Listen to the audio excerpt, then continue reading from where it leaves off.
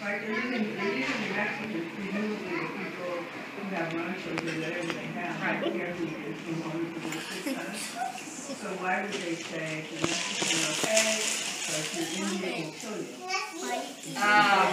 Well, because what happened was when the state of California took over, the Treaty of Guadalupe gave the land to America. And so Mexican people that have ranches here could apply for citizenship to the United States, and they could stay here and continue to have their ranches. During that period of the Treaty of Guadalupe, what also was supposed to happen was that there was supposed to be an opportunity for Native people to claim their own land again. But because there was nobody that was advocating for the Native people didn't know how to read and write, there was no way for them to find out that they were able to take their land back. And so then when the laws were created to kill them off, they hid. That was the best way that they could do is to hide. But there are some really atrocious stories, and if you want to read those, I don't want to talk about them in front of the kids really, called The Other Californians. And it was written by 3 anthropologists at UC Berkeley. It's an older book, but it talks about the history of the laws that were created so that California could be created. And it was really about them not even moving slaves, black slaves, into California. There was a lot of laws that said that they couldn't do that. Even though this was a free state, they were going to charge a lot of money for people to have black slaves. It was very interesting history of this state that we do not find out about unless we actually look for it.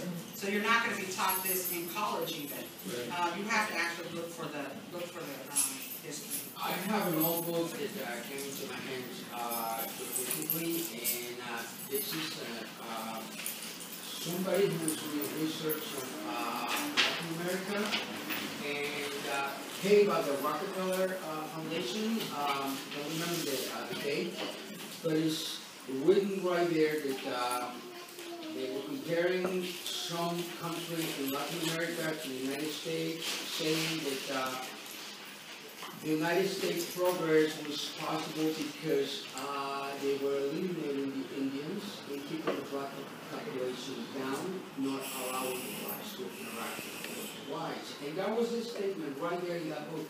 So it's a precious book to me because I just couldn't believe what I was reading. And that was the mentality. That was the mentality. I don't know. Today I was personally, I'm so happy that we're all together in peace and harmony. There's another book that just came out. I think I just got it less than a month ago. It's called The Crown of Thorns, and it's about the missions in California. And many people know, well, some people may know that the Catholic Church is trying to canonize Junipero Serra. Junipero Serra was the priest that came up from Mexico, was sent over here by Spain to create the missions in California. He created the first 9 missions in California, and we're doing actually a big protest at Carmel on Easter Sunday. If anybody wants to come, it'll be at noon. So because Junipero Serra is actually buried there, and many of our burial sites in the Bay Area, or almost all of the burial sites in the Bay Area, are missing. So just to let you know, like if you guys go ever to the Lake Branch Library, that was a village site of Ohlone people, where the brand new cathedral is in Oakland. Right across the street on this side, there was a shell mound, which are burial sites of our ancestors. Come back around to East 18th. There was a big creek that came down that people used as a waterway into the lake. But right past that on First Ave, as you're making it around the lake, under the street and underneath the first apartment building there was a shell mound there as well. So there's village sites and burial sites of our ancestors all over here. You guys just don't see them anymore. So also, if you go down to on International Boulevard, the whole block of 6th Ave was a village site there. So it's just. Corrina, was there one in Mills College? There's one at Mills College campus, one at Berkeley, UC Berkeley. It's interesting that most of the universities in the Bay Area are built on ancestral burial sites and village sites. So yeah, so Berkeley, Stanford, Dominican, San Francisco State, Mills College, all of those places. So higher places of learning. Yeah, so it's interesting. Yes. Have you ever thought about doing a DNA project, so to more celestially map out and schematically look at, what are the remaining survivors? We actually have different people that are this is a really complex kind of question, because what happens is that we are not a federally recognized tribe, so the United States government doesn't recognize us as Native people. But our ancestors are all here. There are actually a bunch of different kinds of Ohlone. So not every Ohlone will do, right? That's what I always say. Not any Ohlone will do, right? So there are 8 different tribes of us. We have 8 different languages that are different as Spanish and Chinese. They go from all the way from Vallejo down to Monterey and out to Highway 5. And we have 8 different creation stories. So we come specifically from the land that we come from. So this place here is actually called Uchin. So you guys aren't from Oakland, you guys are actually from Uchin, right? And so that's the village site that was here that was most prominent in the Bay Area, in Oakland area, Oakland, Berkeley area. So we moved to different villages depending on what time of year it was, but the main village was called Uchin. The reason we know all of this stuff is because, if nothing else, the Spanish brought all kinds of destruction, but they actually wrote a lot of good notes.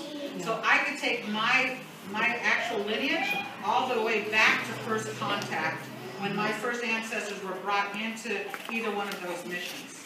So I know where exactly which village site they came from, and which mission they went to, and who they married, all the way down to me. That's amazing. Yeah, so I know where I come from. And there's not a lot of people that could actually say that. So it's a blessing, and so it's a double-edged sword always, right? So you get to learn this stuff. The way that we also learned about the shell mounds was that there was this crazy guy in 1909 named Nelson, and he worked at UC Berkeley. And he's seen over 100 years ago all of the destruction of these ancient monuments happening because of development over 100 years ago. And he went around the Bay Area and he put dots all over the Bay Area where all these shell mounds were, over 425 of them. And that's how we were able to figure out where everything's at. So, same way with this guy, J.P. Harrington. The way that we're able to reclaim our language from my great-grandfather is that he actually taped him this thing called wax cylinders a long time ago. And it's actually in the Smithsonian in Washington, D.C. And he took down all kinds of crazy notes. This was way before my great-grandfather passed away in 1936. So it's really crazy to figure out how all of those things happen. And for me, I truly believe that my ancestors put these thoughts in these guys' heads and said,